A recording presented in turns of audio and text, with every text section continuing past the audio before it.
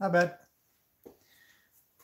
Okay, working on the shop area here. Or the learning area. Dropped a square.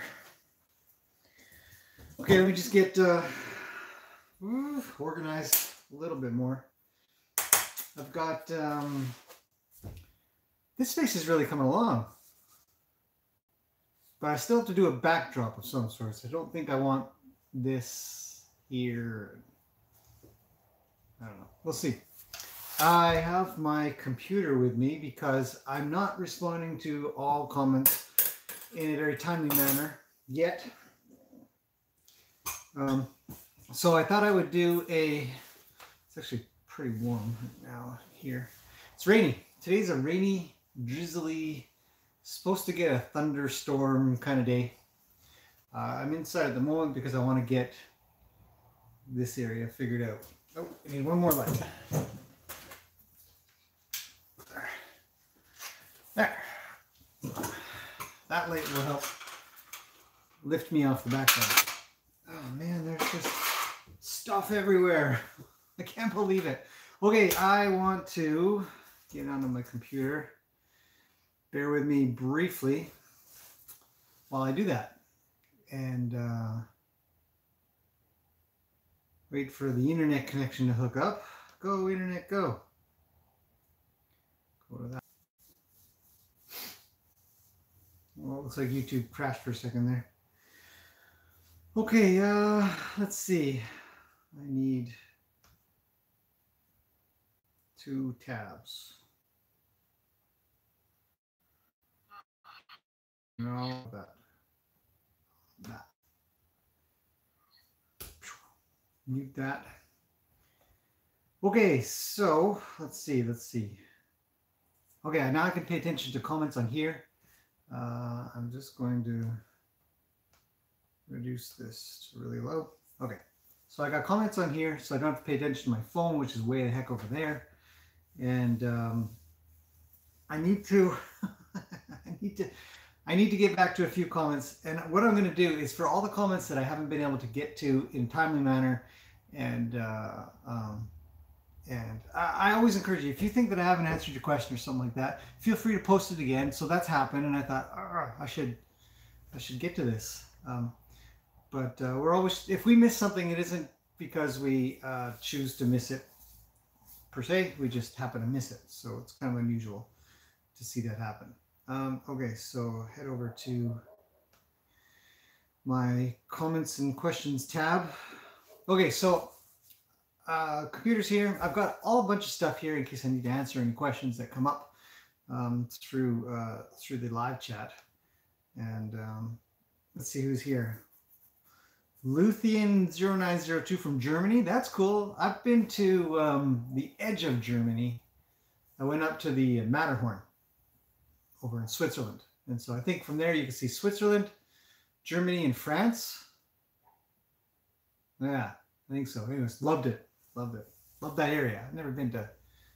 I have a very good friend from Germany, actually. He came here to Canada for work, and I ended up hiring him for some computer stuff, and we ended up working quite a bit. Really, really great guy.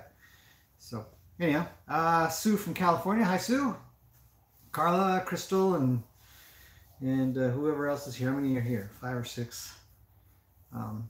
Totally unscheduled, sort of off the cuff. I've got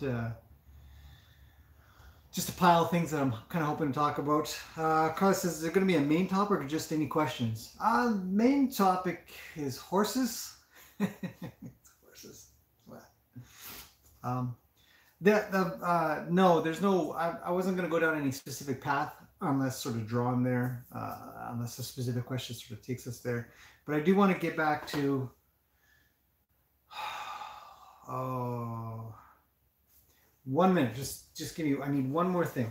So just give me a second. I'll be right back. Won't be just a minute.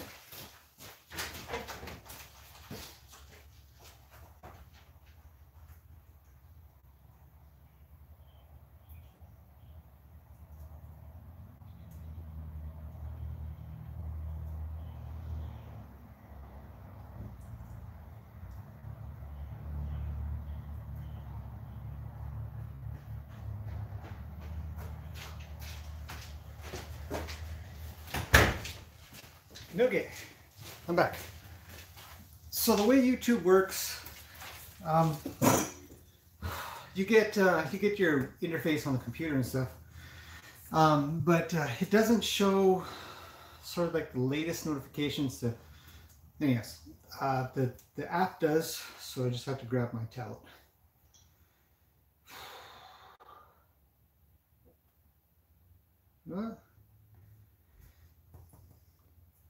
Okay. Martine in Paris. Hey, you finally made it from Paris there. That's cool. Yeah, it's an early morning. Well, it's not that early. It's around 10. Oh, it's 11. Time flies. Okay, YouTube crashed. I'm on it though. I can see it right away when it crashes. It just tap, tap, tap. No idea why YouTube crashes. I wish I knew exactly why. Okay, so let me answer a couple of really old questions first before I get into the live chat. Thanks everybody for showing up so far. Again, totally unscheduled, so if it doesn't get busy in here, I'm not surprised. The thing that I can do is that I can link this video to all the questions that I haven't answered. Okay, so the first one I wanted to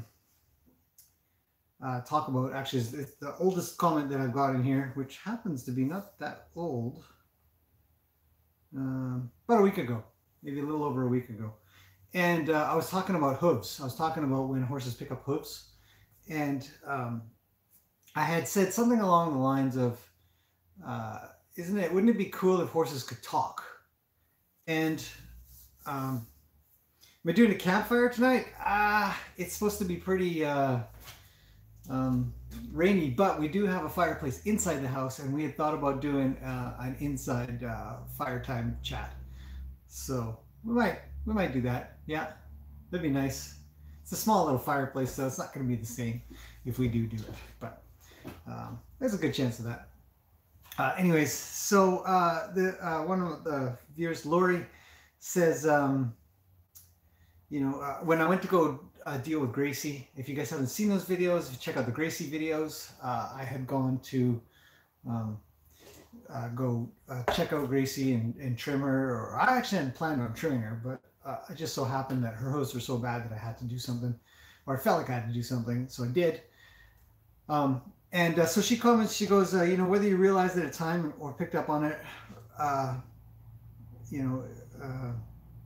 she did talk to you about her hooves. And I left this one in here because I wanted to reiterate that hoof care is every month. If you've got a horse, you're doing hoof care every month. In the case that you're doing every 6 weeks, personally, I think that's way too long. I think 6 weeks allows for way too much distortion, deformation, unless they're very well maintained on the ground, like the horse goes out and everything. But outside of that, are domesticated horses that are taken care of in a very small sort of places, not out in big, huge, massive, rocky fields and stuff like that. We have to care for them. We have to trim them like we trim our fingernails and stuff like that. So, every month or so is about right. And so it's a monthly, it's a 12 times a year, maybe even more if you've got more going on. And I wanted to reiterate the point that I had made and that she's making, the lady Lori is making, which is really good, is that the horses know what doesn't feel right. They know which foot is kind of not feeling quite right, or it might actually be hurting. And they will lean a little, they will go back a little, they might lift a foot a little, things like that. And I just want to reiterate try to pay attention, even if you're not the one trimming. Watch what your horse does when your farrier shows up. Even if you don't do much about it, you're just like, you're fine, you don't pick up your foot. Because there are times when a horse might say, hey, can you do this one? Can you do this one? Or whatever. And they'll, sometimes you can ignore them. So yeah, you're fine. I'll just be a couple minutes on this one. And get it done and then move off to the next one. But sometimes they really, really are loud, and they'll be what some people refer to as stubborn. They won't, my horse won't pick up its foot. It just keeps stomping it down. Outside of sort of tail swinging or biting or kicking or something like that, you know, those are more aggressive ways of communicating. But if they're really dragging their foot back and stuff, it probably means that something else needs to get done first. So I just wanted to reiterate that. Lori is a great point. If you show up in the live chat or if you watch this, great point to sort of to talk about. So I'll do more hoof stuff in the future. I mean, I'm in the shop right now. I've got hoof stuff, I mean, all around me. I've got, you know, hoof capsules and hoof bones. And if Zeus was in here, he wouldn't know what to do with himself. Okay, another comment that came in a while ago, about a week ago. And I'm trying to recall exactly what it was. And so she makes the comment, I bet he would follow if I go towards his butt. What do you mean by that? And I'm pretty sure what I was doing, and I really encourage a lot of people to do these types of activities with their horses. And essentially, I didn't have a lead rope on the horse, and I'm pretty sure it was probably Sky that I was playing with. What video is this from? Let's see. Luke and Sky playing in the arena, and I was probably messing around with Sky, and I had said something. I had moved him around, and I'd said something. I was probably beside him, and he was sort of thinking of maybe following me. And what I had said was, if I go towards his butt, I bet he'll sort of curl around and come towards me. And liberty work is very, very fun. I mean, the most simplest word I could say for liberty work is fun. And you get to where you know, you don't need a lead rope, or you don't need a lunge line, or you don't need to be saddled up and doing something with your horse. You get to just play with them. You get to just play at liberty, meaning that they're free to go. They're free to leave if they want to. And there's many times where they choose to. And there's, you know, when you get kind of accurate and good at it, there's a lot of times that they choose not to. They just stick with you. And you can really, it's, I don't know what a really good word for it is. Probably something like, I don't know, empowering and yet humbling at the same time. If there's a word for that, let me know. But what I had done, what I always talk about is the two things. You're going to have drive. You must have drive with a horse, and you must have draw with a horse, and you must have the balance of the two. That's why I put so many videos out about horse behaviors, so that you can watch when drive happens and when draw happens. Yesterday's video, or this morning's video, was a great example with Luke and Springer. If you haven't watched that yet, don't worry. It was up this morning, maybe, I don't know, this morning sometime. And I had pointed out how Luke sort of drives Springer around, and then when he goes to leave, Springer just comes in on his back quarter. And when he comes in on that back quarter, he is drawing. And I really just, I cannot stress enough how important it is to have those two things in unison. You have them at the same time. Your drive is your draw, and your draw is your drive. So I don't know, but I'm probably explaining that really weird. Anyway, so the point is, I'll think on that while I'm explaining this. But my point was that if I were to go at his butt, I would be driving his hindquarters, but drawing his front quarters, which brings the rest of his body, obviously. And that to me is, and you can see it. You can see it. That to me is really what I feel is the true, I guess, if there was some kind of magic with working with horses, that would be the magic. That would be the joy, the fun, the whatever. And so I wanted to answer that. What did I mean by that? If I went towards his butt, that means I would be driving him, and also sort of getting out of his way of his front end to draw. Now, he had the choice to leave, but my intuition and the way he was looking at me and the experience that I have with him said that, nope, he would draw towards me. So I said, I bet he would. Wasn't a guarantee, but it was my indication to say, hey, move a little, but don't leave me. So drive and drop. Drive and drop. Okay. Let's see where else. I had another one. Christine had said, do you have any helpers to build stuff? And we actually have, I should definitely say this. We've had a lot of people come and help. And we're very thankful for everybody that has made time out of their day, taken the energy to show up. Some people brought snacks or drinks or whatever. So I'm just watching. Zeus is out there. I don't know what he's doing. He looks like he's... I'm going to call him in. I'm going to... Just give me a second.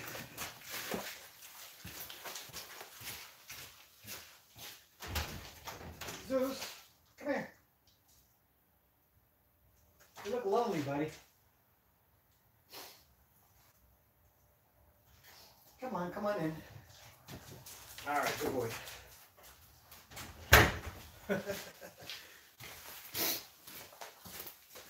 Zeus looked a little forlorn out there. What? All right, hang on. I don't know if I can point this towards you. I don't think so. It's sort of set in its ways. Zeus, show yourself.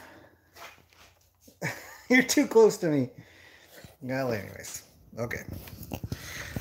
Let's get this back to where it was. We've got a light. We've got a Zeus. We've got a camera showing up here. Something like that. Okay, now you're just in my way. What? I don't know where the mouse is. Hey, watch out. Okay, you're just in the way now. All right.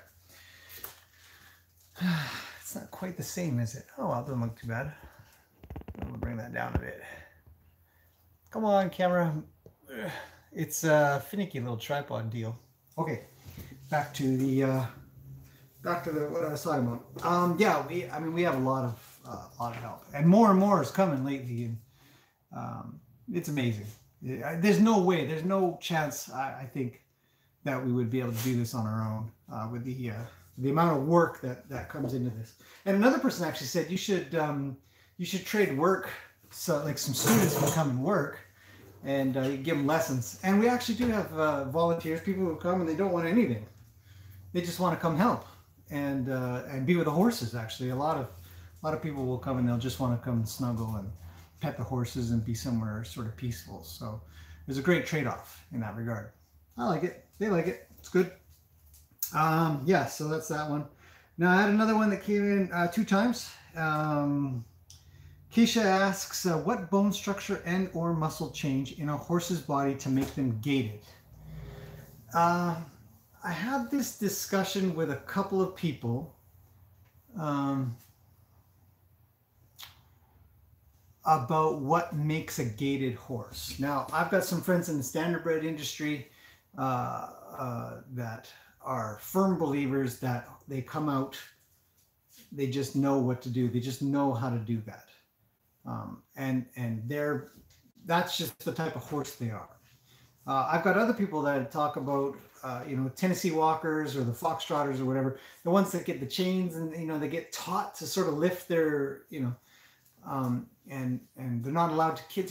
There's others that if they go to canter when the standardbreds, if they go to canter when racing, they get in trouble. You're not allowed to canter. You have to pace.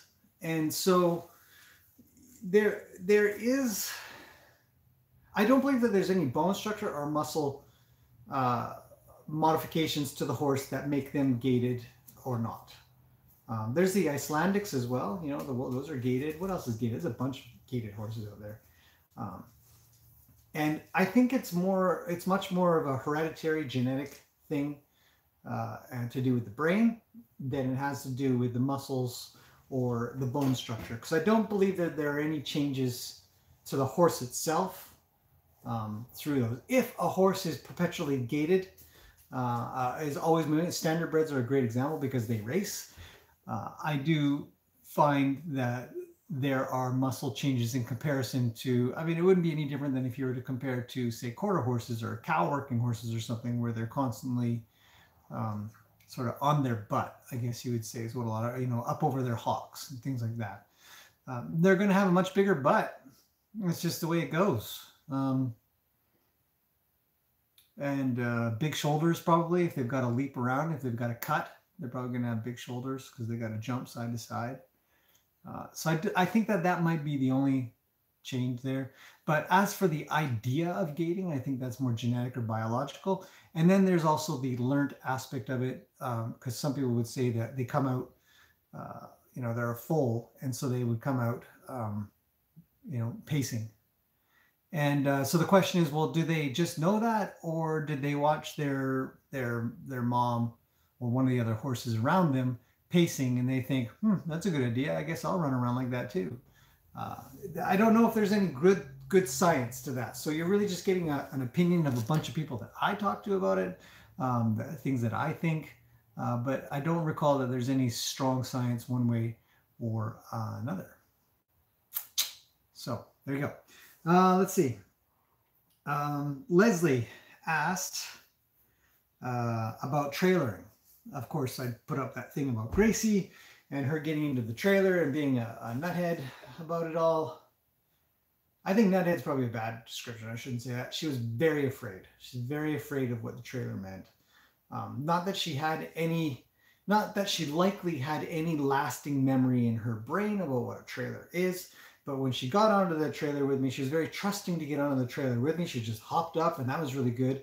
But when things started to shake around and echo inside of there, and she realized that she couldn't see and stuff, it was just escape at all costs. So for me, I was just trying to stay alive more than anything, and stay safe, while making sure that she could some way listen to me. The area that we were doing the trailer in wasn't completely fenced off, so I had no choice but to hang on to her. I couldn't just let her go and let her jump out and stuff and, try again later.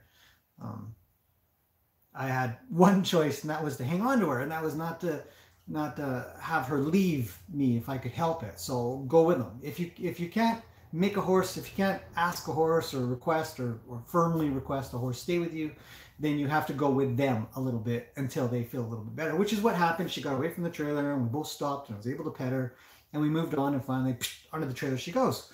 So the question that came in, that was a huge lead up to this question. All right, moving on.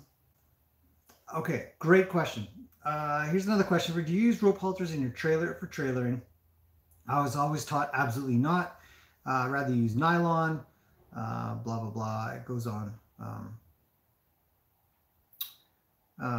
She says that there was a trailer. She said, a while ago, her mare had pulled back, and they had a trailer accident, and she was tied to the trailer tie, and you could pretty much guess the rest that happened. I actually can't guess the rest that happened. I've seen some pretty crazy trailer stuff. I can guess that if it was in a nylon or leather halter, that it broke, and I would guess that the horse smashed its head on the top of the trailer because it broke, and there's 1,000 pounds of pressure that is suddenly released through using twine or nylon or leather, any of that stuff. So that would be my guess as to what happened, and that would be an accident, and then the horse would get free, and then it'd probably just crash into stuff because now its head really hurts, and there's cases of horses getting concussions and brain damage and dying. They can really smash their head hard on the top of a trailer, and yeah, that's definitely. And then I guess I don't really want to get into it too much, but you can go to tack stores and they've got those big helmets and stuff for horses. Why not? You think? Anyhow, so she asked, do you use a rope halter on your trailer? And I realized that the question was more, do you tie your horse in the trailer? And I've put a lot of thought, and I've talked to quite a few people, and my question always is, what is the benefit of tying the horse in the trailer? And I couldn't find that there were any answers that I had heard that would make me want to tie the horse in the trailer. I didn't hear anything that told me you should tie your horse. There's no two ways about it. You should tie your horse. Now, I tied Gracie because we had no time to continue this trailer training business, this 2.5 hours, whatever I'd spent. I was exhausted.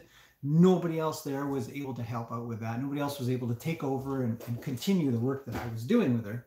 And we could leave her there, but since she was already in, it made sense to just tie her, put her in, and go home. And but usually I never tie horses up in a trailer. I haven't heard, again, I just say I have not heard one single argument out there that says it's a great idea or why it's a great idea. Most of the reasons are, well, I have to tie my horse because if I don't and I open the door, then it comes shooting out. I have to tie my horse because it won't stay in there when I go to leave. I mean, I can't close the door and my horse will just come out with me or something like that. And to those things, I just say it just needs more training. It can get done. There are many horses that you just put them in and they just stay there, especially if you have a bag of hay or something like that. And then you chuck them in and then you pet them and you tell them they're good little horsies and stuff like that. You close the divider or you lock off the butt bar, and they're in, and then they stay there. And then when you go to get them back out as well, you train them. You open up that gate or that. I'll do trailer training one day, but the moral of the story, and my story, is that the reasons that I've heard so far can be worked out. You can teach them, you can educate them, you can get them feeling safe and comfortable and reassured. And the downside of tying a horse in a trailer is mostly for the unforeseen time that you're going to have an accident. And it'll happen. Just imagine it'll happen.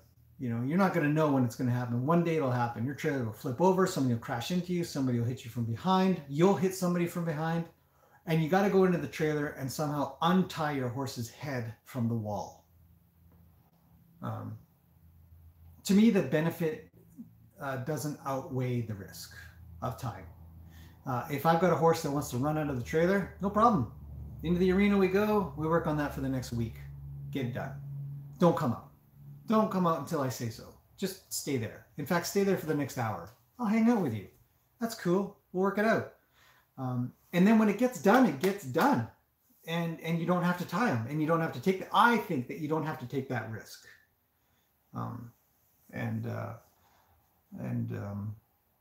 It's worth it. That makes it worth it. So the question to answer, and I did sort of answer it, but I thought I'd answer it here in a live Q&A. You know, and the other thing about tying them, sometimes they can get their head wrapped around if you don't tie them high enough or something like that. If you tie it a little bit loose, and they'll get their head wrapped around, so you got to tie them high. And if you do get in an accident and their head is kind of stuck like this, if they're on their side or something, I think it's unhealthy. I think that the horses need their head to balance as well. Sometimes they want to put their head down a little bit. Sometimes they want to kind of scratch on the hay bag a little bit. And they might get their head caught in the halter or the lead rope or something. So I haven't found a good reason. If somebody has one, let me know what it is and we'll talk about it. But I haven't found one yet that says that I should tie. So I couldn't answer the question about if I use nylon leather or rope halter in a trailer because I just don't use. If I was going to though, I would use a rope halter. I do not want it breaking. Mainly because the only reason I'm going to be using it is because I don't want it to break. I don't want them racing out of the trailer. But it's a high risk. It's a high risk no matter what, whether you use one. I mean, there's many nylon ones and leather ones that are really strong and they don't break. Even despite 1,000 or 1,500 pounds of pressure. Because you got the weight of the horse, plus you got the power in mostly their back legs. And if they happen to get some momentum when they go to pull back, then you've got that force as well. Physics says it's a lot of power. So no way, man. If I can help it, don't get them pulling back on those things. So anyway, so then she says she's got a straight load trailer, and then what is she going to do because she doesn't know how to get her horse on a straight load without it trying to leave, keep the butt bar up without tying it and stuff. There are methods to do that. I picked up a new one just recently, actually, a neat idea. So I'm going to be trying to borrow or buy a straight load trailer because they have different loading ways, and horses deal with straight load and slant load differently. But essentially, you work at it. You work slowly to get them in, have them stay in. Just slow and steady, as I always do. I don't know if I should talk about this one. I guess I will. There's a comment by Lori. Again, hi Lori. Thanks for so many comments. Great questions. And she starts talking about Klaus Hempling. I think he's a German guy. Is he German? I think so. Almost anybody who's in the horse world knows of this guy. You hear about him some way or another. You see his stuff somewhere or another. He's got a real spiritual way of dealing with life and horses.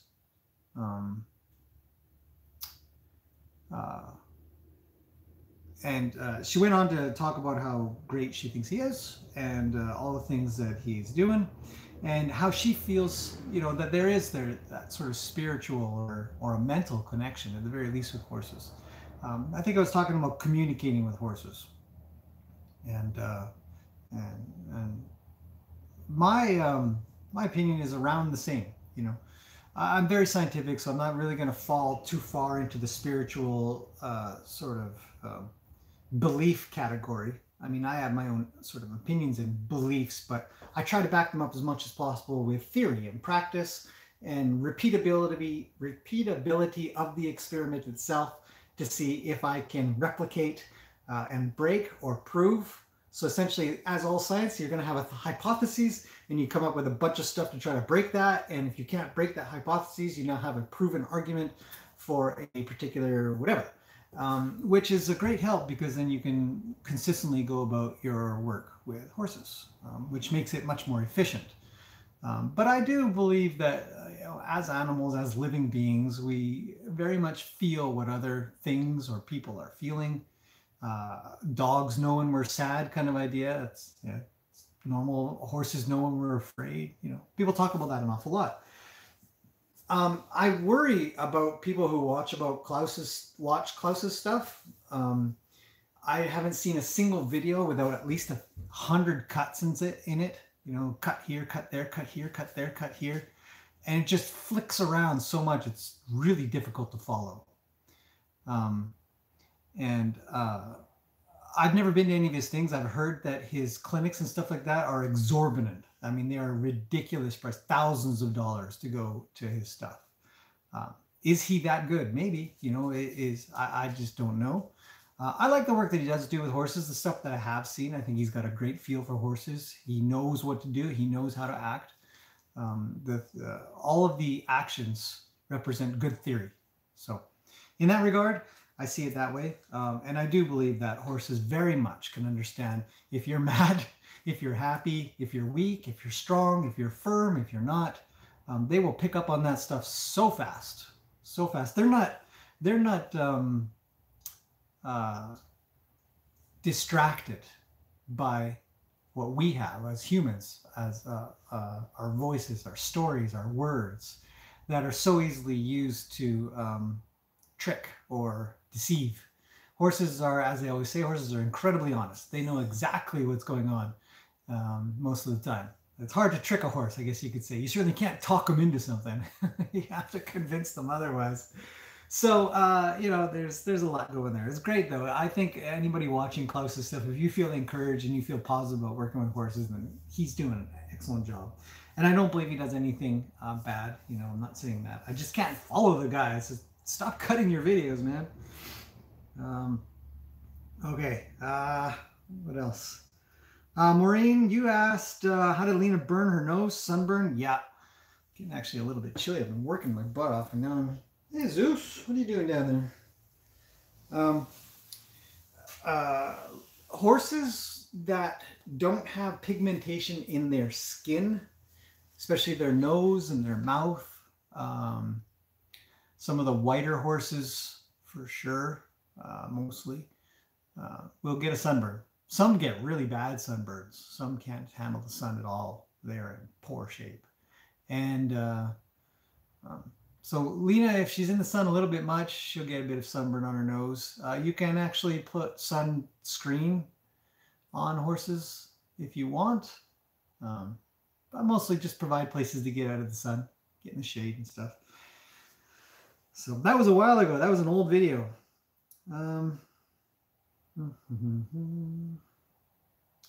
What else we got?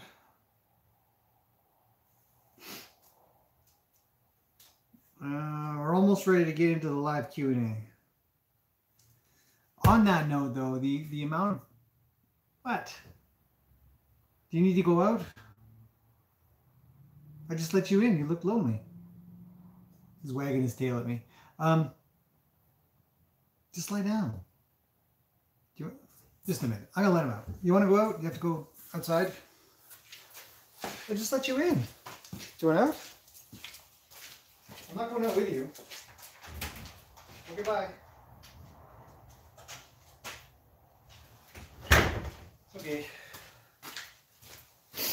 He's out. I don't know why. He's actually just standing at the door. Okay, so what was I saying? Oh yeah, great comments. Boy, you guys are so many people are so generous with the things they say, and thank you as always. Okay, let's see. Danielle said trailer loading. You said something else. Oh yeah, approaching your horses when they're sleeping. I actually did want to say a couple things about this. Approaching horses when they're sleeping. When I first got into horses, I thought it was impossible. I thought, how do you even do that? How do you get up to a horse? Every time you go up to a horse that's sleeping, they immediately get up and, oh, what do you want? You know, kind of thing. And they get afraid and worried. And it never occurred to me for quite a while that you could approach a horse while lying down. But as I've shown you in a bunch of videos, I mean, our horses go there and they sleep, and I can go from one horse to the other, to the other, to the other, to the other. And other people can as well. In fact, that's one of the reasons why we get regular volunteers that show up, because they just actually want to go and, you know, lay on a horse kind of thing. It's maybe a once in a lifetime opportunity. I mean, for us, it's a once a week opportunity or once a day opportunity. And when you get out there, they're lying down and they're prey animals, and now you're the predator. But if they've been shown a life, I believe if they've been shown a life that it doesn't, when you're around them, they don't need to be afraid. They don't need to be worried. They don't feel like they don't, you know, you're not asking them to do something every time you go up to them. You might be going to give them something. There's and it's not always, sometimes you can just acclimate them to the process of hanging around. In fact, a lot of times you might go out into the field and you'll see a horse lying down, and maybe you'll be 20 feet off and you'll just kind of scooch down. And then you kind of scoot your way closer and closer and slowly and closer until suddenly you're beside them and you can pet them and you can rub them and you can lay on top of them. And I did a video on the safety of lying down with horses. I did it with Luke, which is roundabouts probably my safest horse here. And the biggest thing you have to worry about is how fast that they can get up. And it's very fast. Very, very fast. And when they do get up, their legs are flailing because they've got to get them underneath them really quickly, and then up they come super fast. So for that, I'd say be cautious. You know, it's fun. It's really cool to be around your horse, and you can pet them and you can put their head down. And I mean, I've showed you that, how to lay a horse back down if they get up. You can also pick up how to keep a horse down if they do want to get up. Mostly it's just sitting on their neck. If they can't get their head up, they can't get up. They might move their legs a little though, so you have to be careful of that.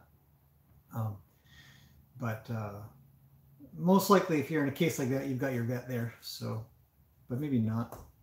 Oh well, this is not veterinarian advice, but they're ideas, things to think about. Biology, the physiological aspects of the horse that are important. Anyway, so, you know, you go out there and maybe you might not get to your horse. Maybe you might get kind of close and then their head comes up.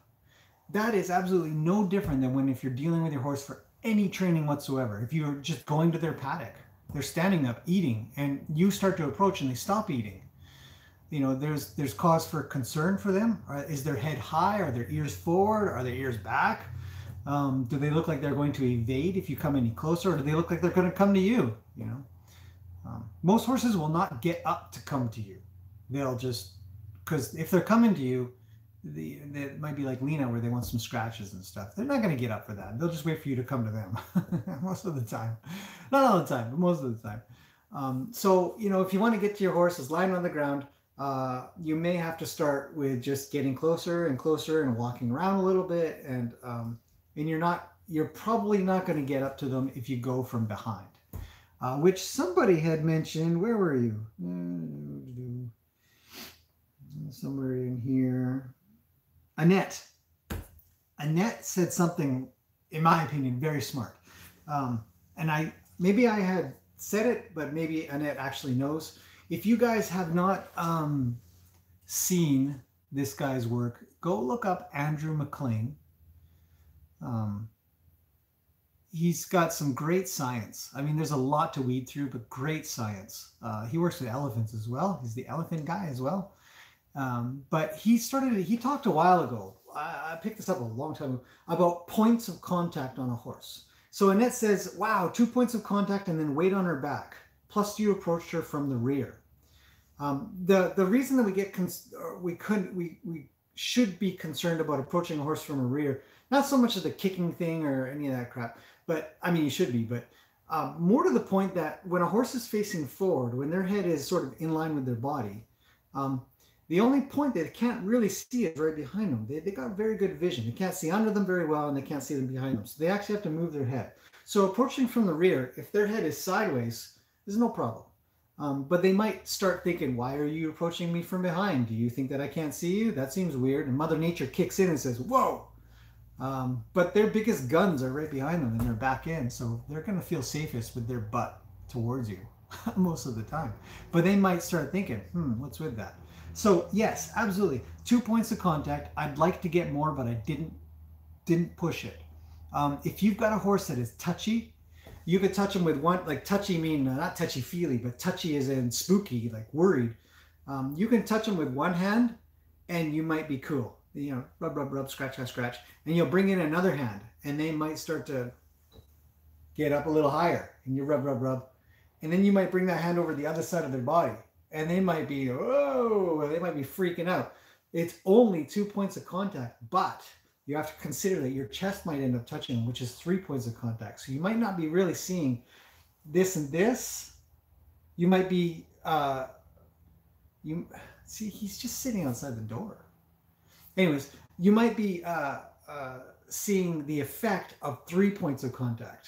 And I had a horse not too long ago, it was a couple of weeks ago, I went to go see. Poor girls were having real trouble with her. She's some sort of rescue. And they said, oh, we have a lot of trouble getting a blanket on her. We want to put a saddle on and stuff. And I said, well, let's check out how she does with being touched. You know, how she's just kind of nervous, so we'll work with it a little bit. And I said, okay, well, I'm going to put one hand on. I said, I want you to watch something really carefully here because this is what you're dealing with.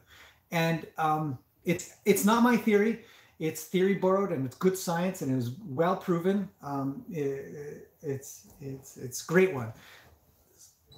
So I encourage you to practice it if you get around horses or notice it. But I put one hand on and the horse was kind of okay. I put another hand on and she started to get a little bit worried. I brought my leg up to her shoulder and she jumped 3 feet away from me like that. This horse was positive something was just about to eat her leg, essentially. So Annette, I don't know if you're on. Are you on here? I can't see it. I can't see a list of people who maybe you're. I'm touching my computer screen. What an idiot. Okay. It's not a touch screen. But if you see this, if you're here now and you see this is a really smart thing, and I wanted to point it out. Absolutely, points of contact, very important. Approach. Speed of approach and position of approach or direction of approach is important.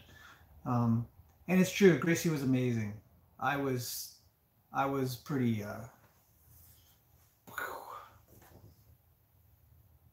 happy.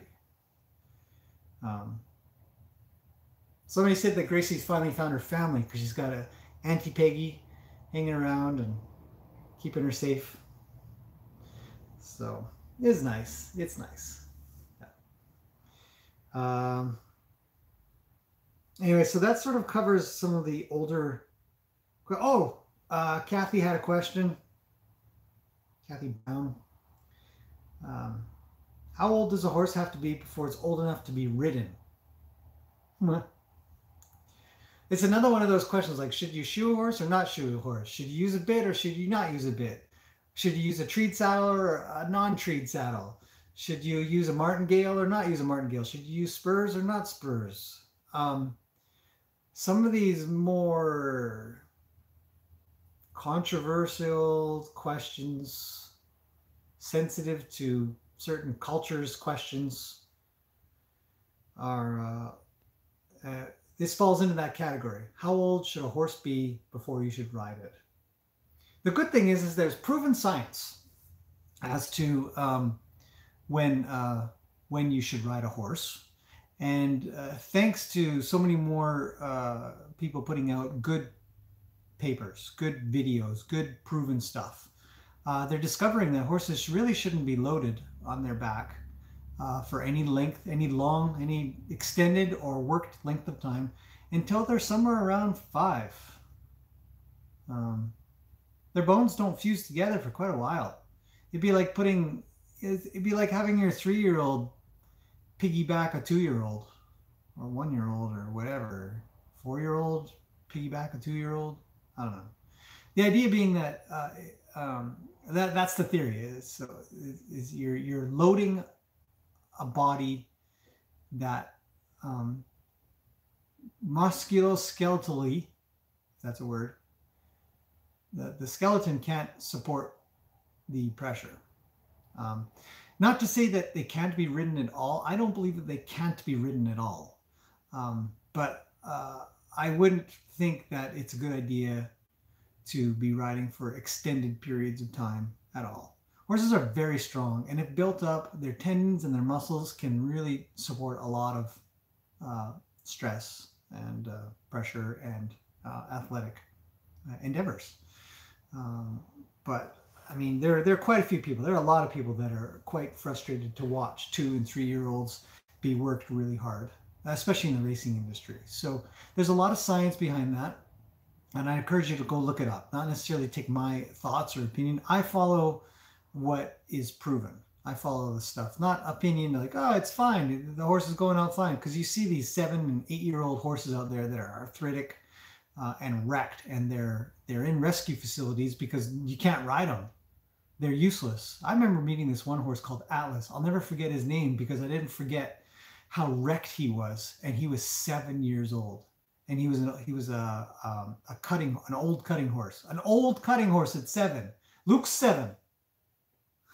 Roni's 7. Those guys are young. They're teenagers. They're punks. They should be a punk running around. This is an old horse, and he was just wrecked. He was in a rescue place, arthritic and ruined. And you can't help but wonder, what was the history? Was he started too young? Probably, you know. So go look up proper material on this. Understand how do the bones fuse? When do they fuse? What happens if they don't fuse? What if they fuse incorrectly? How does the back work? How do the pasterns and the legs work?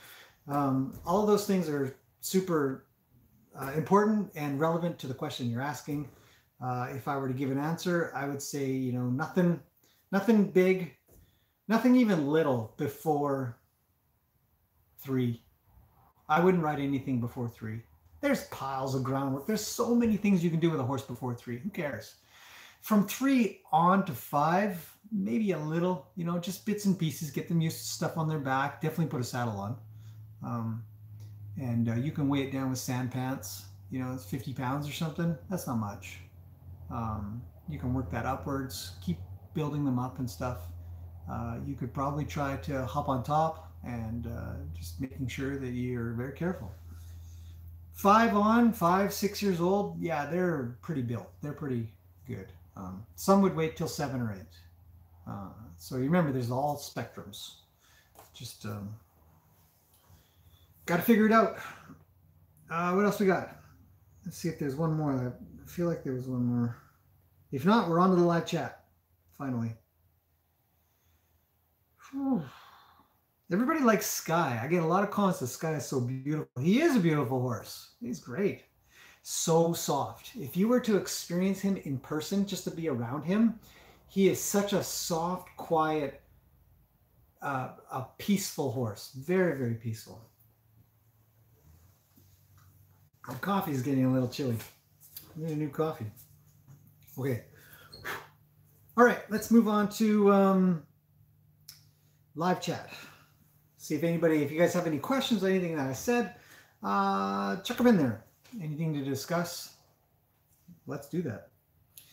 Let's see. Carla says, what would you do in the case of a very aggressive horse charging to hurt or move you on the groundwork? Carla, that's a great question. I've dealt with a few of those for sure recently.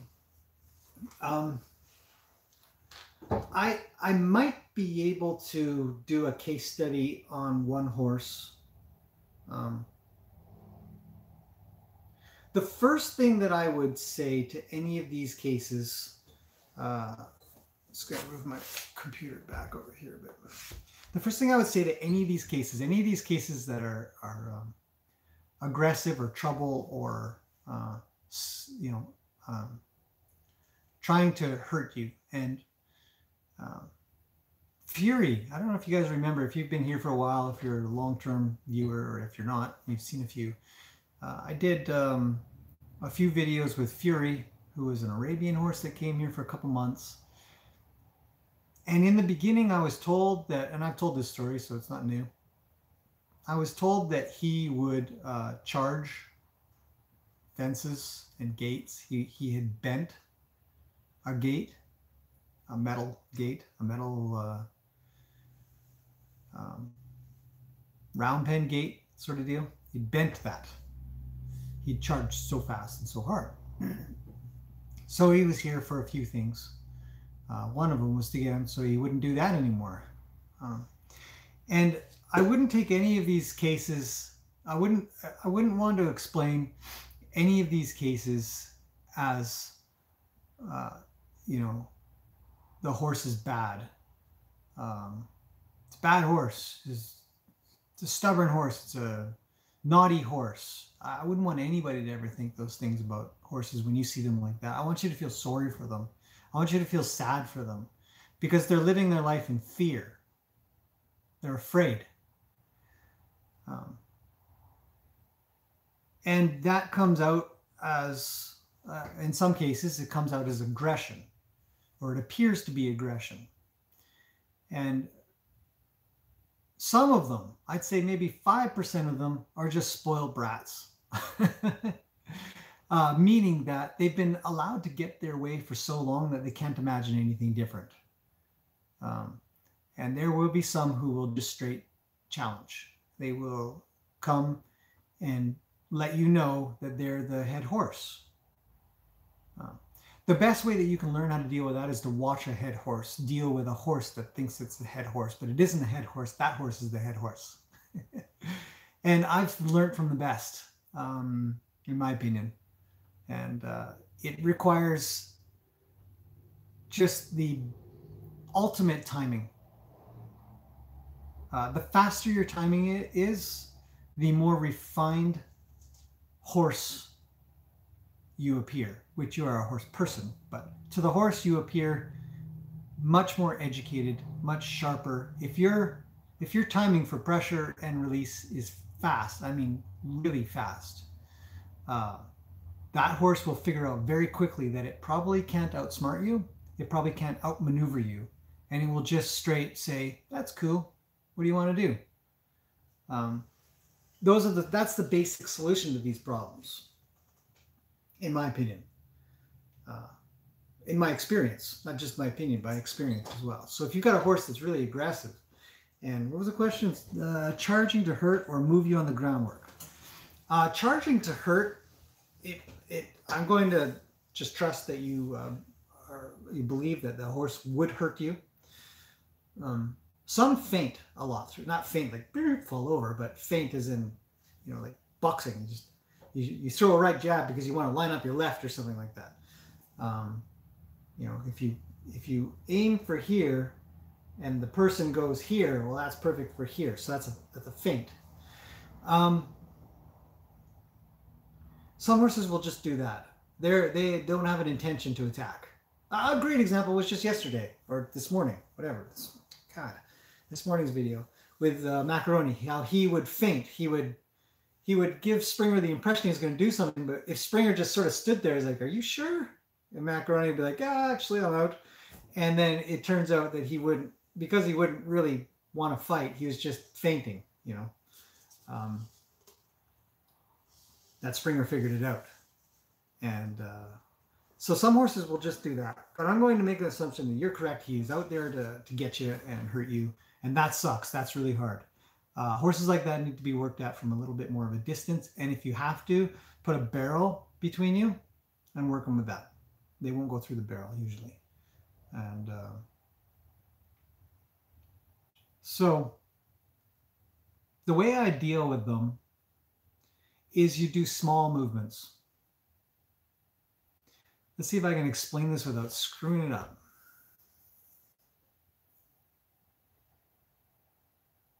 Horses that are trying to, that get to a point, I would imagine you could probably lead the horse. It's driving that's the problem. So I'm gonna make an assumption. I'm gonna actually scroll way down. Carla. Okay, Carla, you're gonna have to. You might have to answer this.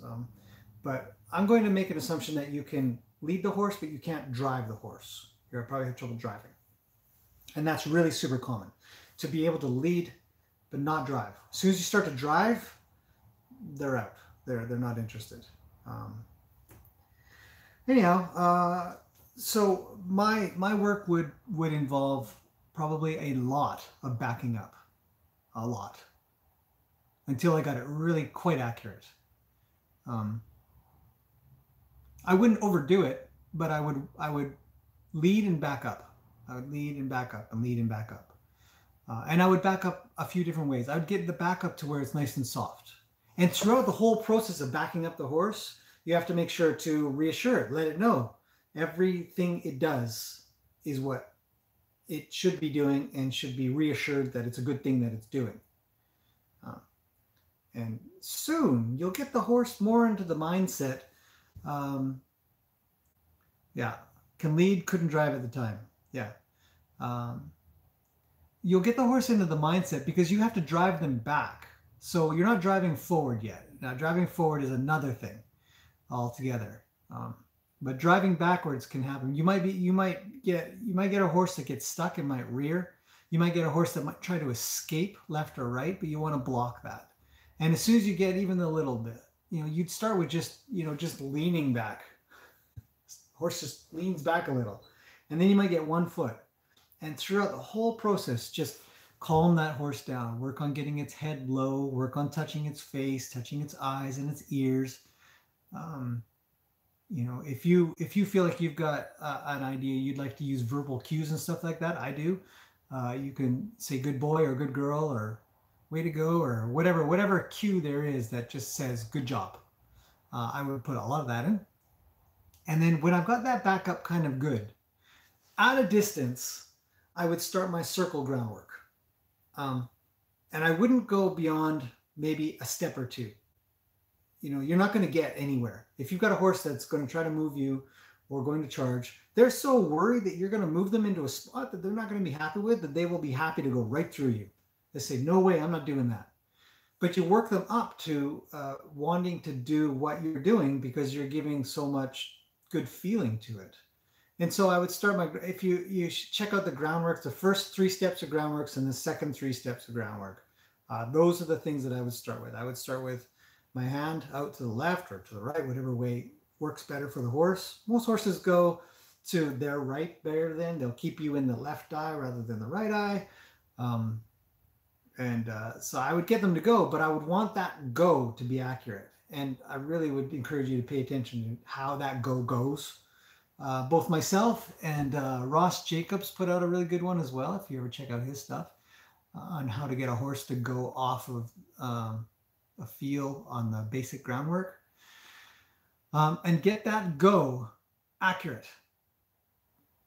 just tip top. Don't do anything more until you have a good go. And it should be quiet. It should be soft. You should have the nose. You should have the front left leg.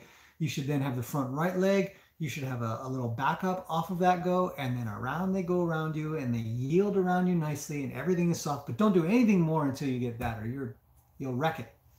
In my opinion, you'll just, everything will, if you've got a fall apart go, you'll have a fall apart go around.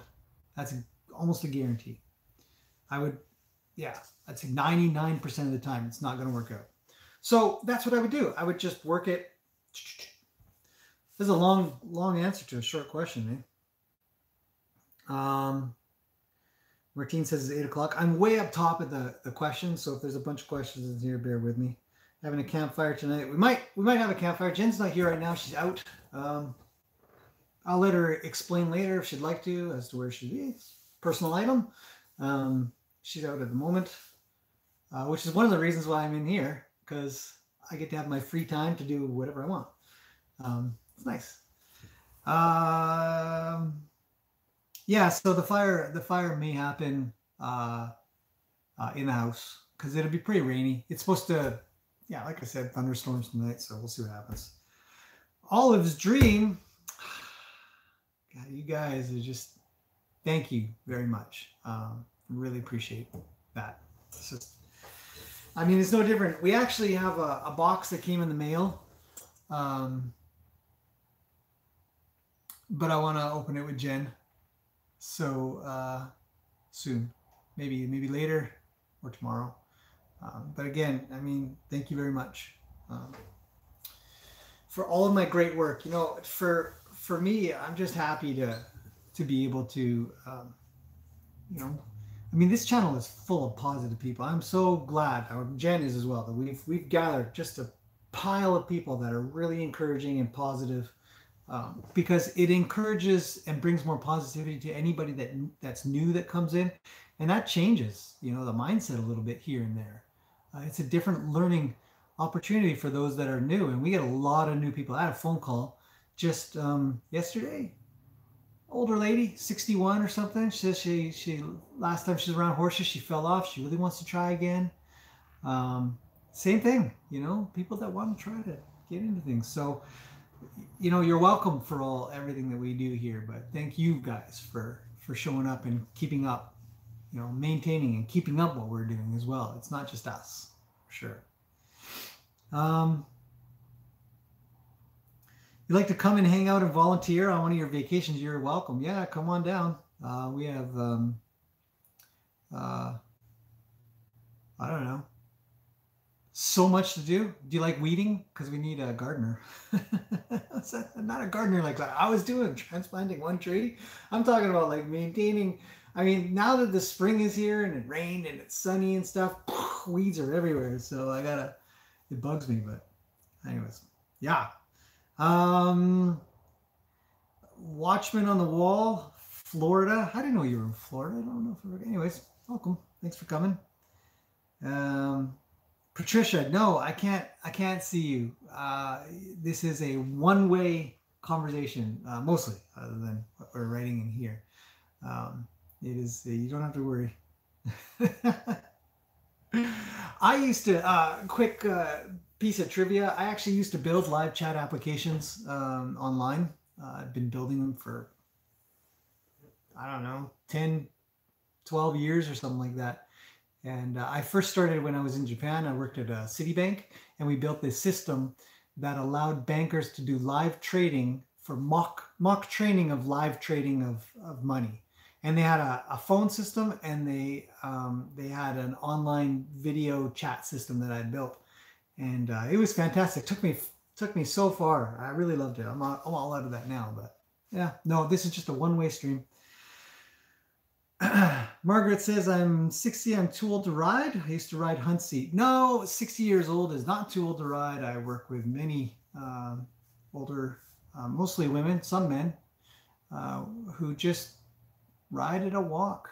You know, most of the great experiences I've had on a horse's back is at a walk. You're just walking along. There's no reason to go to trot, canter, or gallop or something like that. You could try. You could trot. Trot's usually kind of bumpy if you don't have a good core, but you can walk. You know, you can walk around quite a bit. You can go on trail rides and walk. It's not that it's a great idea to not be able to trot or canter if you needed to. So you might practice that a little, but 90% of your time could be spent just walking with a horse. And it is a great experience. It's good exercise. So no, absolutely not. 60's young. Are you kidding?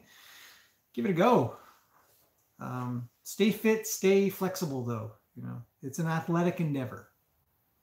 Maureen says hello. Carla says those just coming in to get your question. Thanks, Carla, for moderating. Maureen, thank you. Goodness gracious. Margaret says I won many blue ribbons 4 years ago. I'm afraid I'm too old. You're not. You're not. No way. Again, though, I mean, I stress it all the time when I'm talking to people. It's so important to make sure that you stay, you know, fit and flexible. Being inflexible will cause all kinds of muscle strain, and as we get older, it's harder to recover from that. You can, you know, as they say, it can take longer to recover from muscle strain or pulling one of your muscles really hard than it can from, say, a broken bone. You know, I would worry less about breaking a bone than I would about wrecking one of my muscles that takes forever to heal back up. All right. Karen says, 65, I was away from horses for 25 years, just got back into owning a horse. I'm loving it, just riding Western and trail riding again. Exactly. You know, you can, there are plenty of older horses that people don't want anymore that just want to walk around as well. They don't want to do anything. They don't want to trot. They don't want to canter. They don't want to go over jumps. They don't want to go over logs. They just want to tool around with you, you know, and you can create a really good relationship with a horse just by being that calm, comfortable sort of presence in their presence. So go for it. Alice says, Patricia, if you're concerned, cover your camera. It's true. Actually, this is a tech answer for this, being in the tech world. There are many cases out there that people have been tricked, or their computer has been sort of broken into, and their camera gets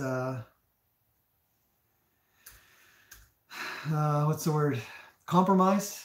And so anyways, you can just take a piece of tape, I think like some black electrical tape, put it over. I encourage people to just, yeah, absolutely, cover the lens on your camera. They don't have that problem on phones. So there you go. Debbie says, I was with horses yesterday. I went to a farm in the UK, spent an hour petting a little mini horse. He gave me a lick on my hand and turned around so I could scratch it to the other side. He was so sweet. Was your hand salty? I can't help but wonder. Did you have a salty hand? Sometimes horses will lick. If you've been working, you've been out and about, and you kind of go to pet them, and they happen to lick your hand or your arm or something like that, and they continue to do it, most of the time it's because you're salty. They like the salt. All right. Margaret says, I'm in good shape. I weigh 110, so I think I'll try riding again.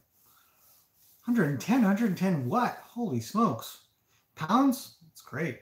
It is much easier, I believe it's much easier to ride if you're lighter. Even if you're really muscular, I think, you know, like a muscular heavy person, actually, I think it's much harder to ride than being light.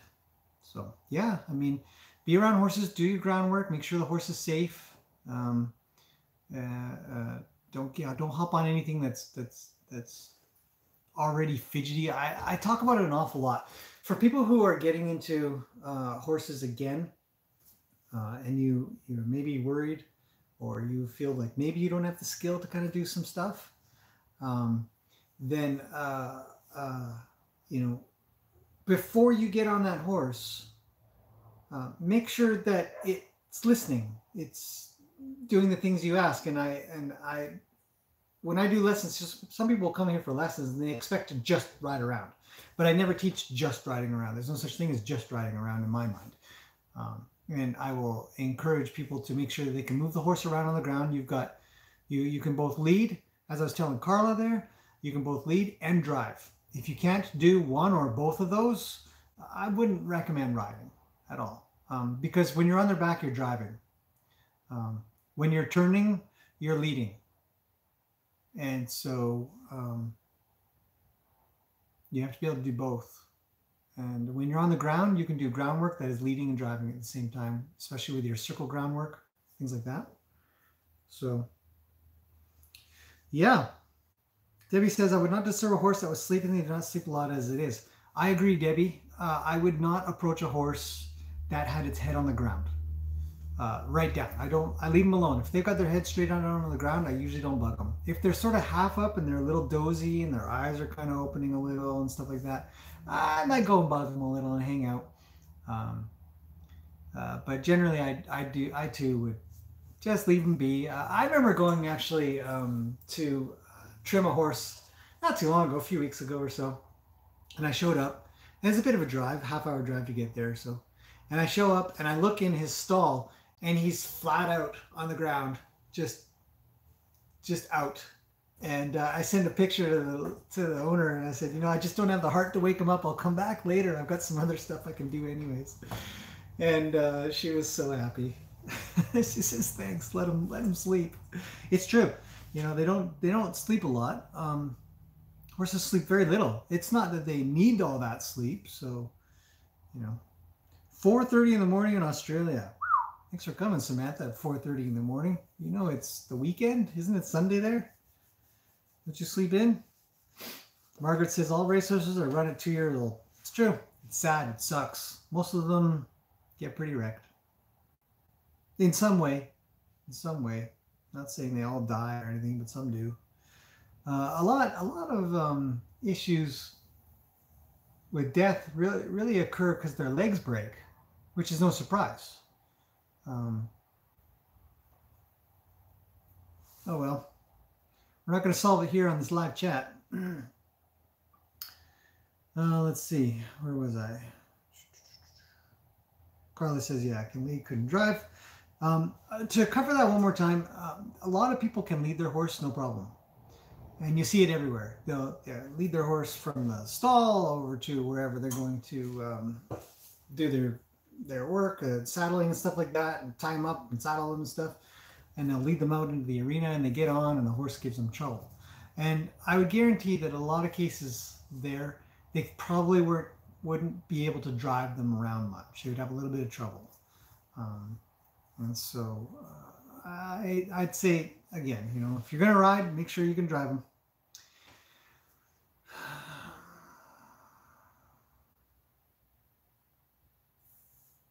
Samantha, I think you might have to rewrite your question. I think you mean spurs. So what's your opinion on spurs and people who do dressage and they always want the horse collected and they wear the stuff? I think it's disgusting, but people use spurs when they're riding. Your autocorrect is hilarious. Oh, Carly, you're already done? You already did it? What do you mean? Why did you make me answer all that? Oh, that's good. Way to go. Excellent work. You did all of that. Good for you. Margaret says she posts when she trots. Always. Take a few months to swim to Canada. Samantha, yes, spurs. Dressage. Here we go again. Spurs, bits, shoes. What was the other thing I answered? Racing. I don't use spurs personally. I said to another girl recently, I said she was asking me if I do something. I said, well, have you ever seen me do it? She says, no. And I said, well, and then she wanted to know, well, why? I answered the question for that one. I don't wear spurs because I don't feel like I need them. Dressage is its own culture in and of itself.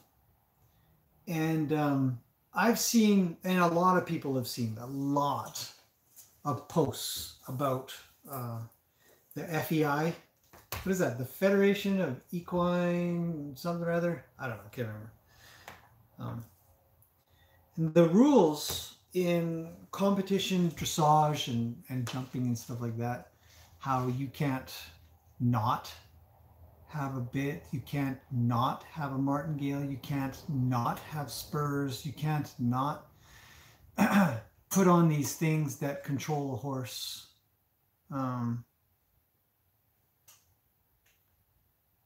And so you then have a culture that is almost forced to grow up. I remember talking to this one girl. I got a lot of stories, but I remember talking to this one girl a while back, and she had on a curb bit, a curb chain, a shank, 2 bridles on the nose. The horse was drooling, like frothing.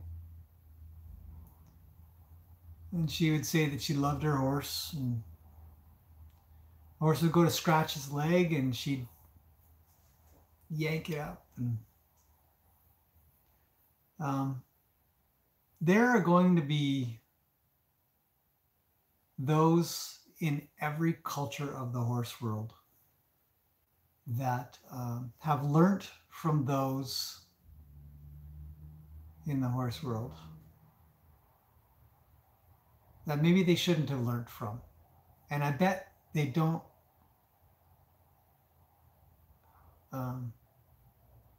if they did know, they might have a little bit of trouble with that.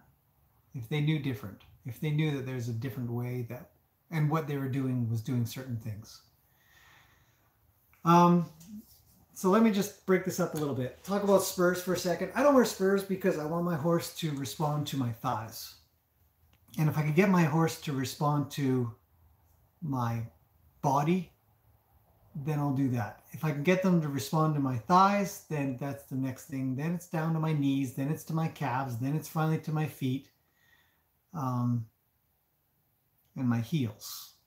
If I have to get all the way to my heels to get a horse to do something, I have failed 5 steps before that. In my opinion. That's me. Some people don't care about that. Some people don't want that. But if I was going to a competition, I would think that I wouldn't probably take a horse into a competition that couldn't get the job done with maybe my calves, maybe my heels. But if I need to poke a piece of iron into their ribs or a spiky little ball, I think that I would have failed somewhere up the line. And I wouldn't do that. I wouldn't handle that. I wouldn't feel good about that. So that's why I don't wear spurs, because I don't want to need them. And, you know, they're a pain device. It's a given. You can't argue that. There's no arguing whether or not a piece of metal in the ribs. Just go ahead and take your little finger and just sort of poke it into your ribs a little on the bone. You don't have a lot. I mean, even if you're kind of chubby and stuff, you know, you go ahead and poke just a little, and then go ahead and keep doing that. Do it for half an hour. It's not long before they're bruised and they're in a lot of pain. And some are indiscriminate pokers with their spurs, and it's too bad. And there's not a lot that can be done outside of maybe reaching those. And then you move on to chains under here and the dressage. The dressage world isn't alone. The Western world is in there as well. You know, there's plenty to go around of these tack makers that make these things, that encourage people to buy these things. And you think, oh no, don't do that. It hurts. Go ahead and just put your nail, you know, just your nail on your chin bone, on the bone where that chain comes under, and it cuts into there most of the time. It's tight. Go ahead, put it there and go like that, and then go ahead and put something over your nose and then open your mouth. And you'll see you might understand a little bit of what your horse is going through if you're lucky or unlucky. Not your horse, or that horse, like a horse in that situation. So I don't do it because, again, it's the same thing. If I need to put chains around my horse's mouth to get it to do something, I failed somewhere. So hopefully that answers your question in as kind of way as possible, because I'm not gonna get mad at all those people that do it. If they knew what they were doing, I don't think they'd do it. If they knew. Nobody's taught them. The people that have taught them have been taught by those that do.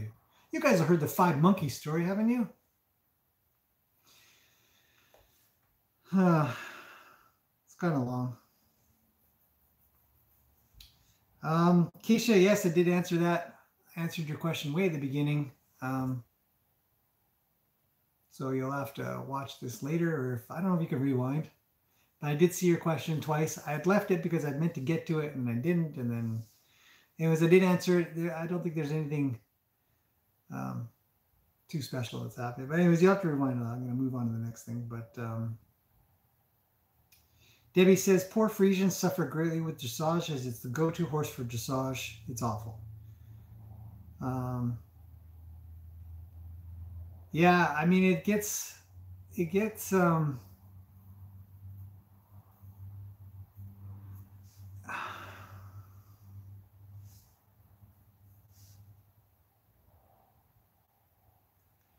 it's a sad topic to talk about. It's no good. It's no, we all know the answer to these. We all,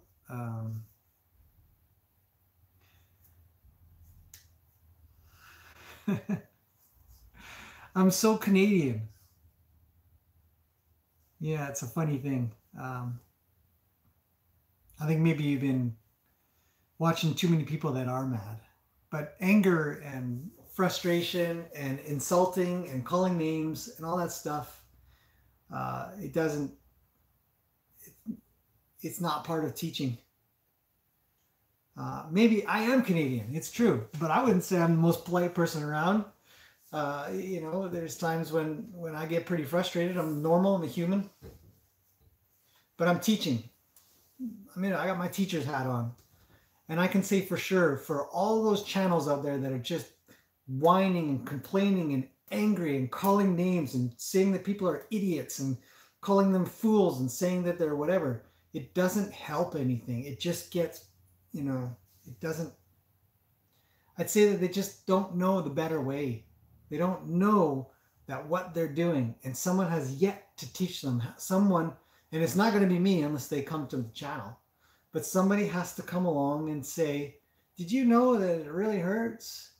Have you ever poked your ribs 20 times? In fact, why don't you take a hoof pick? That hurts even more. I can't actually. I have to do that lighter. And it's to chew my shirt. What if I have a sweater on? Doesn't change. And if you talk to those people that wear those metal things and you say, is that cool? Are you sure? And they say, well, I don't know another way to make, when I want my horse to go, my horse needs to go. Oh, yeah. And then you have to start looking into, well, what is competition? What is the things that you do? What are you? And then you got to wonder whether or not they even care anyways. So if you're talking to somebody who's apathetic to the animal, meaning that they don't care anyways, then you don't have anything. You don't have anything to work with anyways. But if you're talking to people who have empathy and sympathy and care and love for the horse and how that horse might feel and how pain and fear actually put you backwards, those people are learning. Those people are changing. Those people are more loud in the horse world. When you get into the groups on Facebook or wherever, or in the barns, and there are people who have done a 180-degree turn. They said, no more. now that I've learned. And those people are allowed. There are plenty of those people. I would say instead of talking about those that are bringing things down, let's talk about those that are bringing things up. So that's why I don't really concentrate on the negative. It's not so much that I'm Canadian, is that I'm a teacher, and this is how I teach people, kids, my kids. We don't teach through name calling. We teach through understanding and science, a lot of science. So, okay, moving on. That was a big one.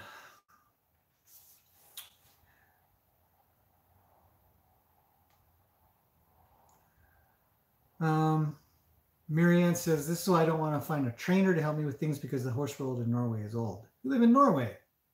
Cool. Never been there. Wouldn't mind going. Old, yeah. You know, education is getting out there. It may seem kind of slow and it may seem you'd like to see better, but what age will you stop riding, Luke? How old would you say horses be until no more riding for you? I think that's horse dependent. If they're healthy, you can ride into their late 20s, I'm sure. Horses will live into their mid 30s if they're very healthy and strong. I would be measuring how well they go out on their own. That's why I'm always observing my horses when they're playing. I would be measuring how good they are under load, meaning I'm on top on a saddle. I'd be measuring, if they have any troubles with stumbling, if they can pick up their feet, if they can move out well, if they can turn well. All of these things are important. I'd be measuring those things as I go along. And it wouldn't matter their age. If they're not doing well, if they're struggling with that, I'd stop. But if you are wondering, I would probably just say late 20s might be the latest. I'd probably mess around with a horse. But even then, you could still go for light walks out on trails. So hard to say. Marianne says, it's a good timing. What is your opinion on treeless saddles? I think they're great, but they don't get used properly often. I ride in a treeless saddle almost all the time. I like them because they're comfortable. It's like sitting on a pillow, and I can really feel the horse. Sitting in a treed saddle, your whole body moves like this. I like it where it's more like this, where it moves independently. The whole saddle doesn't move like this. It sort of does little movements. But you have to ride very athletically. You have to ride with good balance. You ride, not lazy. So I think they're great. They fit on all horses almost. So good things to use. I think people who use iron aids and other artificial devices just want to win and have the horse obey. Martine in France says, I think people who use iron aids haven't learned to use other aids as efficiently as they can be used and end up resorting to iron because that's what they've been taught. Like I said, I think a lot of people who, if they were shown different ways, they'd do it. But it takes time and patience.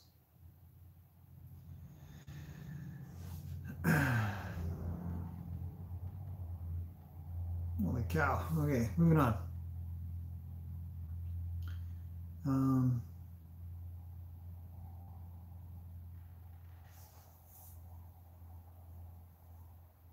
Don't be too nice about it.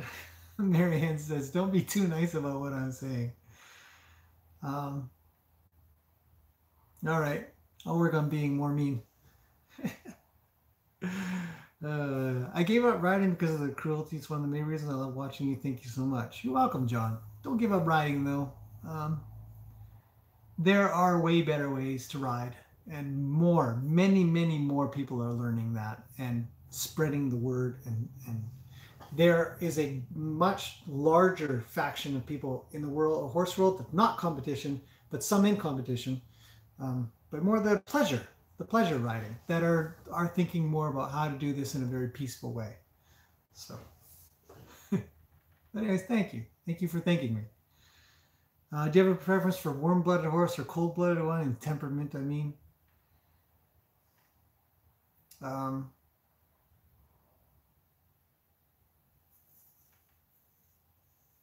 Yeah, probably do.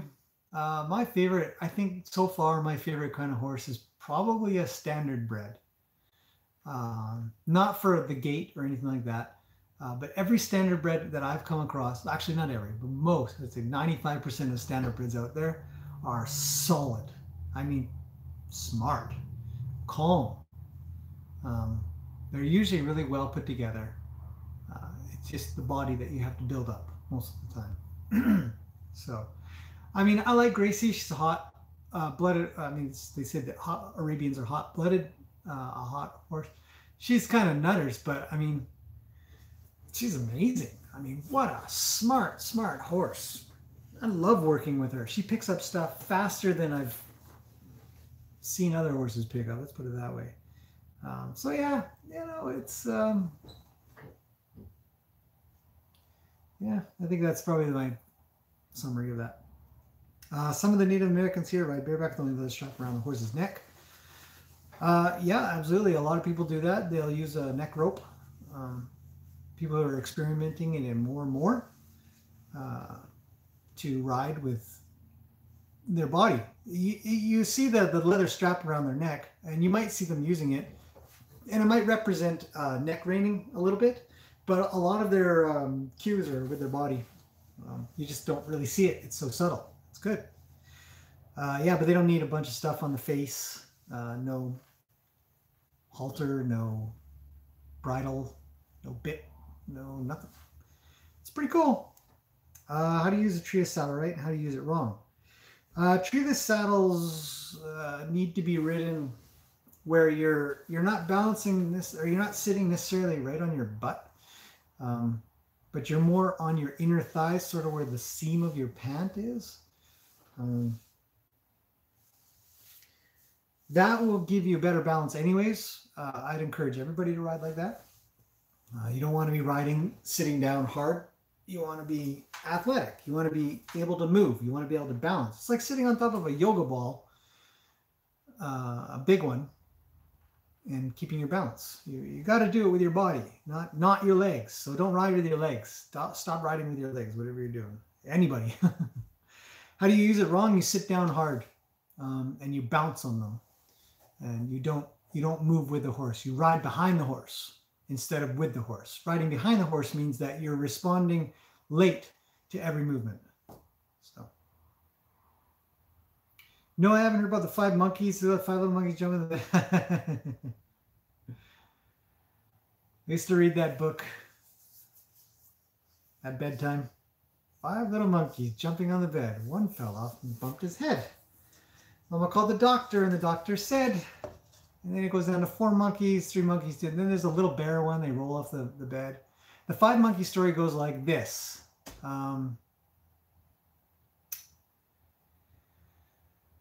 There are 5 monkeys in this experiment in a cage of some sorts, and they've got some scientists that are experimenting with them, and they encourage 4 of the monkeys to beat up the 5th monkey, and if they don't get food. So they show up, or I think it's 2 different types of food. You got to get a grape or a piece of lettuce or something. The monkeys always want the grapes for whatever it is. And if you punch the monkey, you get the grape. If you don't, you get a piece of lettuce or something undesirable, right? So the 4 monkeys learn this pretty quick, and the 5th monkey gets beat up a lot. And slowly they start removing and replacing one of those 4 monkeys until the original 4 monkeys are gone. And you've got new monkeys, new 4 monkeys. And they found that no matter how long you did that for and kept replacing those 4 monkeys, the new monkey would pick up real quick. If you want grapes, beat up that guy. And so that's the 5 monkey story. And essentially, it is of the mind that you can stop teaching something a long time ago that might not be any good. And cultures and mindsets will maintain that without any critical thinking or new methods. So, That's the five monkey story. So some people say that stuff about the horse world. You can say about anything, but they say that about the horse world because they're, you know, as the questions have come in about spurs or bits or whatever, new methods are slow to come in because the culture is maintaining. I mean, there are specific rules in the dressage competitive world that you can't go bitless, you know, or you can't ride in something softer. You have to some you have to use chains. I mean, it's weird. So, anyways, Marianne says I might be getting a horse, and if it doesn't come with style, I might look into this one. My balance isn't too great yet in faster gaits, but I'm assuming balance would. Don't ride your horse at any faster gait than you can balance. If you suck at a trot, maintain that trot until you get a good trot. If you suck at walking, don't bother trotting. Get good at a walk. Do your turns, do your stops, backups, all kinds of stuff. Get those good at a walk, get it good at a trot. Don't move up at all. You're just putting, it's too much risk. A strong educator who isn't afraid to tell people the hard truth. This is the hard truth. This is my version of the hard truth. Oh, I'm not offended. Some people say that riding bareback is harmful to a horse's back. It is, if you ride wrong. Some people ride bareback heavy. They're not light. They're not athletic. They don't keep their balance. They use the horse's back to keep themselves on rather than riding with the horse. So yes, in some cases it is. Mr. Unknown says, drop in and say hi. Like the clip for horsey play. Yeah, me too. That was fun, right? That was a good one. You're welcome. Gracie will be your favorite to watch. A lot of drama. I hope not. I hope that drama goes away. She's got a lot to say. I can actually see her outside the window sort of moving around, eating and stuff.